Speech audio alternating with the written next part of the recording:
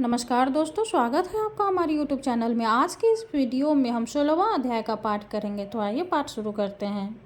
कार्तवीर कहने लगा कि हे भगवान, वह राक्षस कौन था और कांचन मारनी कौन थी? उसने अपना धर्म कैसे दिया और उनका साथ कैसे हुआ? हे ऋषि, अत्रि ऋषि की संतानों के सूर्य, यह कथा सुनकर मेरा कौतूहल दूर कीजिए।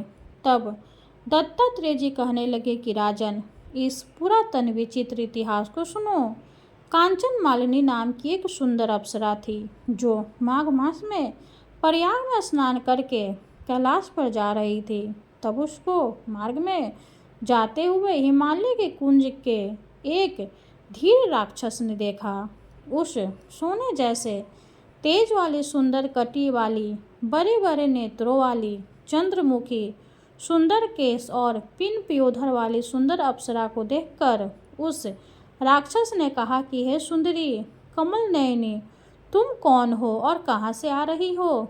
तुम्हारे वस्त्र और वेणी भीगी हुई क्यों हैं? तुम आकाश मार्ग से कहाँ जाती हो और किस पुण्य के प्रताप से तुम्हारा शरीर ऐसा तेजस्वी और रूप ऐसा मनोहर है? तुम्हारे गीले वस्त्र से मेरे मस्तक पर गिरे हुए एक बूंद जल से मेरे क्रूर मन को एकदम शांति प्राप्त हो गई। इसका क्या कारण है? तुम बड़ी शीतवती प्रतीत होती हो, इसका कारण मुझसे कहिए। अप्सरा ने कहा कि हे राक्षस सुनो, मैं काम रूपिणी अप्सरा हूँ। मैं प्रयाग में संगम में स्नान करके आ रही हूँ, इसी से मेरे वस्त्र भीगे हैं। अब कैलाश पर जा रही हूँ जहाँ पर श्री शिव निवास करते हैं। त्रिवेणी के जल से मेरी सब क्रूरता दूर हो गई, जिसके पुण्य के प्रभाव से मैं इतनी सुंदर और पार्वती जी की प्रिय सखी हुई। जो आश्चर्य देने वाला उदाहरण मुझसे ब्रह्मा जी ने कहा था सो सुनो। मैं कलिंग देश के राजा की वेश्या थी। रूप लावण्य और सुंदरता में अपूर्व थी। मेरी सुंदरता पर सारा नगर मोहित था और मैंने अनेकों प्रकार के भोग भोगे। अनेक प्रकार के वस्त्र और आभूषणों के घर में कोई कमी नहीं थी।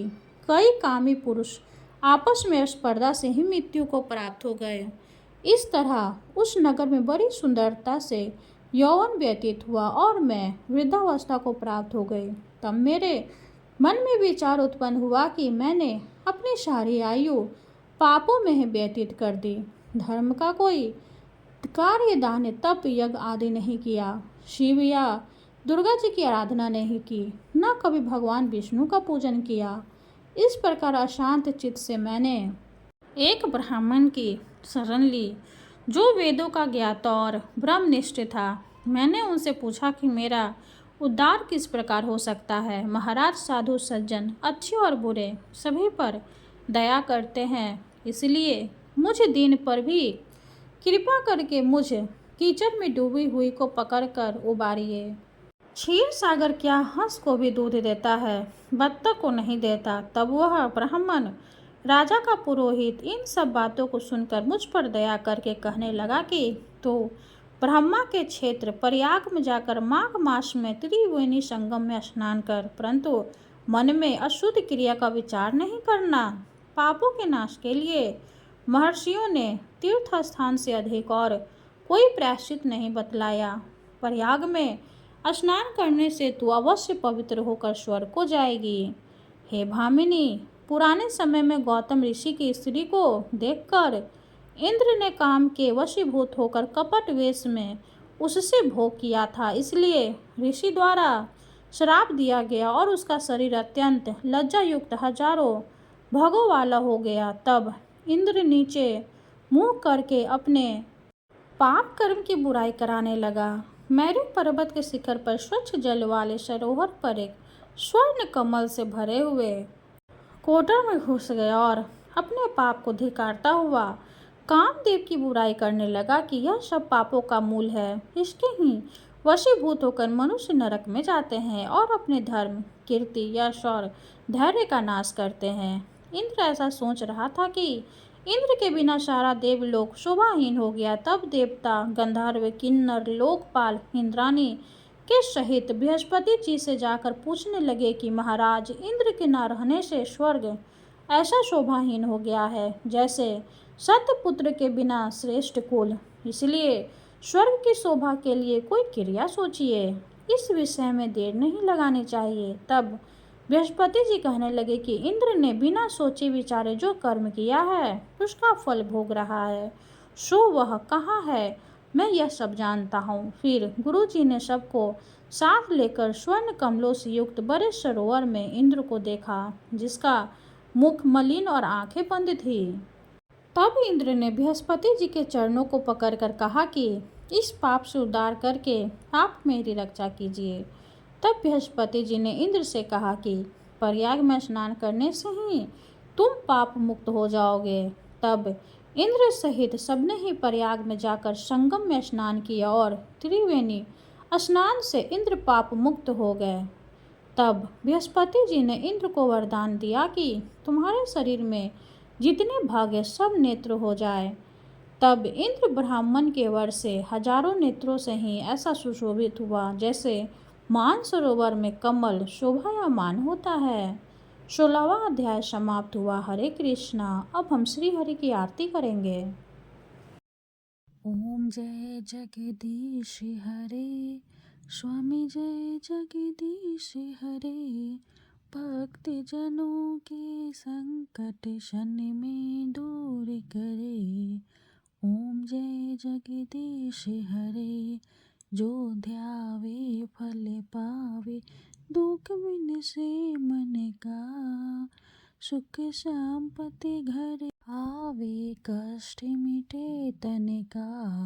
ओम जय जगदीश हरे, माते पिता तुम मेरे, शरण गहूँ मैं किसकी, स्वामी शरण गहूँ मैं किसकी, तुम्हें बिन और न दूजा, आस करूँ मैं जिसकी।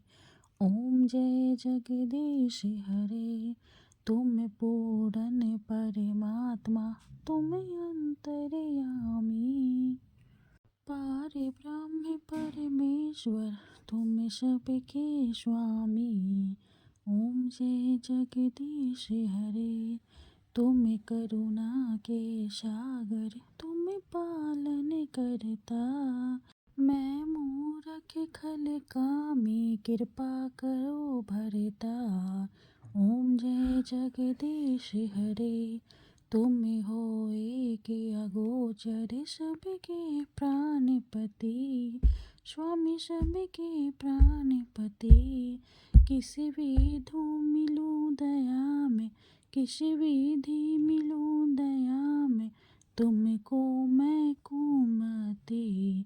ओम जय जगदीश हरे, दिन बंधु दुख हरता, तुम ठाकुर मेरे, स्वामी तुम ठाकुर मेरे, अपने हाथ उठाओ, अपने हाथ उठाओ, द्वार पर आ तेरे।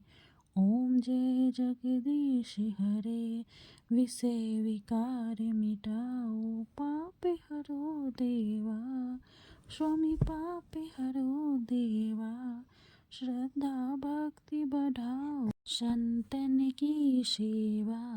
ओम जय जगदीश हरे, श्री जगदीश जी की आरती जो कोई नर गावे, स्वामी जो कोई नर गावे, कहत शिवानंद स्वामी, भजत शिवानंद स्वामी, सुख संपत्ति पावे।